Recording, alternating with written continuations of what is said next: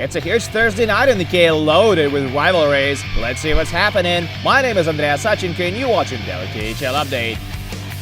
We travel to Yekaterinburg first, where Afton Bilis face Neftekimek. It turns out to be an exciting affair with a very quick goal, the quickest of the season in fact. Brooks Masick puts home team in the lead just 10 seconds in. They double the lead 6 seconds past the halfway mark of the period. Georgi Bilausov converts on a breakaway. The Wolves get a goal back before the intermission. Jakub Berglund wires the pass Jakub Kovač from the hash marks. That's his 12th goal of the season. Neftekimek tied up 2 minutes into the second. Alexander Chernikov jams it in from the doorstep. Arsen Hisamudinov and Pavel Kulikov with the assist. Afton Bilis get their lead back 3 minutes later. Jeff Black goes for a clapper from the point and Alexander Shurichenkov lets it in. The Virstas find the equalizer again late in the period. Jonas Enlund finds all kinds of room in the slot, gets the puck from Pavel Fedakin and cashes in. A little later, Neftekimek on a power play. The puck bounces to Jakub Berglund, who has a yawning net to shoot at, but Kovač makes a phenomenal save with his paddle to keep it a tie game. Afton Bilis scored the essential game winner just 4 minutes later. Brooks Masick buries the rebound from mid-range for his second of the night and 15th of the year. That'll do just fine. Afton Bilis beat Neftekimek for the second time this season. 4-3 is your final.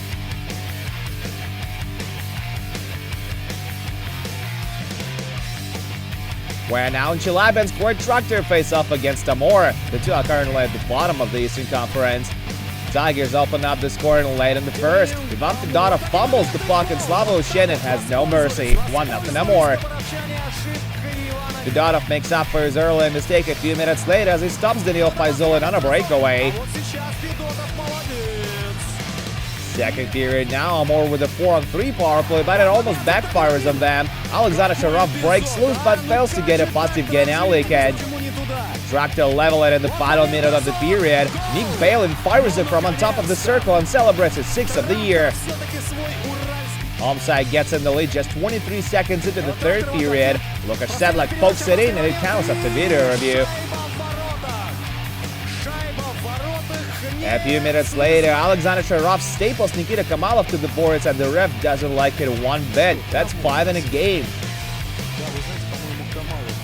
Amor failed to convert on the long power play and they almost allow a shorthand in goal too. Vitaly Menshikov shoots from the dot but it rings off the pipe.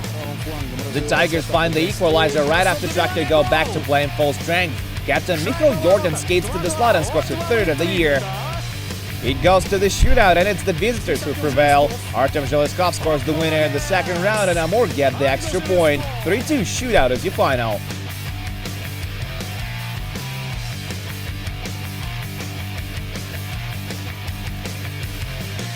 We move on to Kazan, where a huge rivalry game takes place. Akbar slays him up against Salavat Yulayev. The two are tied 1-1 in the season series. The game is taking place at Akbar's old rink. We're picking up from the second, and home team opens scoring with a power play tally.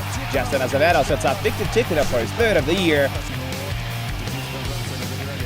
But it takes Salavat just 30 seconds to get back even. Finnish forward Timo Hartikainen scores his 10th of the season. This one is unassisted.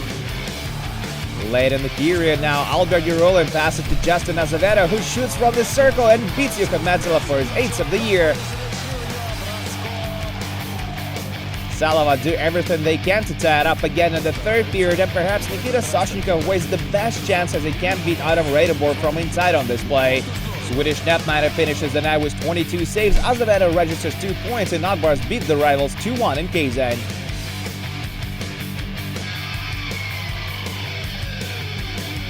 Another rivalry game is taking place in Balashikha Moscow region tonight. Avangard face Sibir.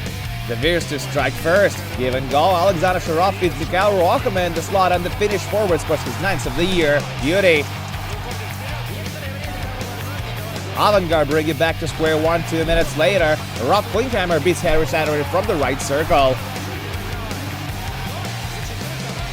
Second period now, the Hawks have a man advantage. Taylor back passes to Rob Klinkheimer. He shoots, rebound, and Sergei Shirokov buries it.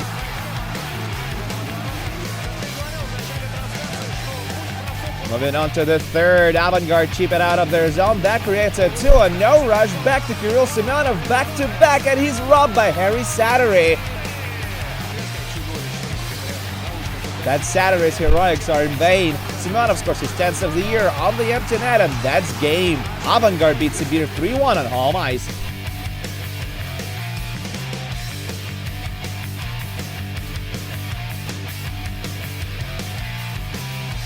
This is St. Petersburg, and we're here for an outdoors game between SKA and Red Army. The two currently occupy the top two spots in the West.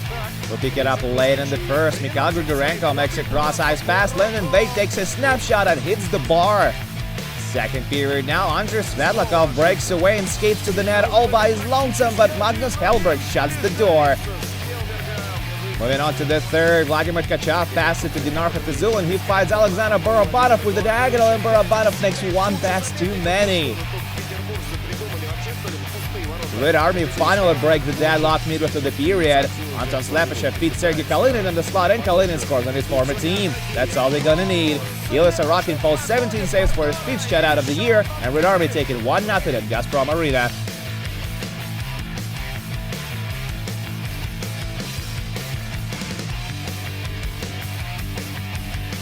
We're now in Helsinki, Finland, where Jokerit done in their Christmas-themed jerseys take on Lokomotiv. This one is the true thriller. The Virtus strike 3 minutes in. Pavel Kudryavtsev finds the loose puck, takes a shot from on top of the circle, and beats Yanis Kalninch. The Jesters tied up midway through the period. World Championship MVP marker Antila beats Konovalov for his 8th of the year. A few minutes later, Konovalov misplays the puck. Brian O'Neill quickly delivers it to the slot, and Jesse Jansu puts it in. No good, says the official. Goal interference is the verdict. No goal. But Jokerit still getting the lead in the 9 seconds of the period. With just 5 on the clock, Brian O'Neill scores his 13th of the season.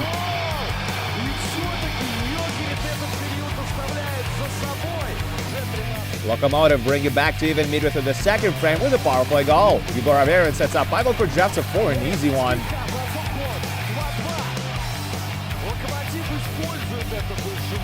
Loko getting the lead 2 minutes later. Maxim Afanasyev puts the puck on net from the blue line, and it goes in. That's his 1st of the year. Jokerit swap Yanis Kalninch for Stanley Cup champion Antoni Niemi after that, and even it up shortly after. Mika Lehtinen wires it home for his 10th of the year. Third period now, Jokerit on a power play, and they regain the lead. Captain Pato Regin backhands it into the back of the net.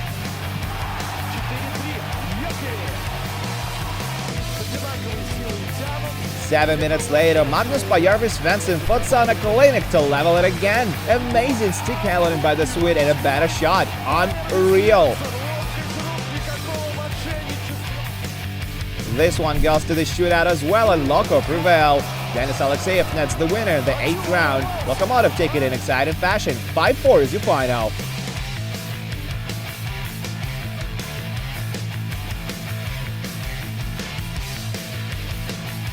And just a couple of more scores to tell you about. Daniil Tarasev got his 2nd hat-trick of the year, while Dmitry Yashkin picked up 4 points. Dynamo Moscow steamroll over Severstal 8-1 on home ice.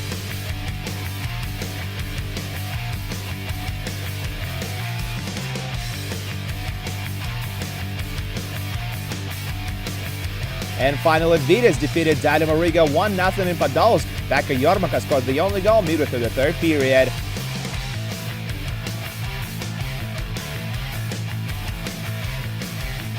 And that's it for a daily KHL update, but do come back tomorrow for 2 more bouts. Vitas will face Boris, while Spartak Moscow will take on Sochi. My name is Andrea Sachenko. Thank you guys so much for watching, and I'll see you again soon.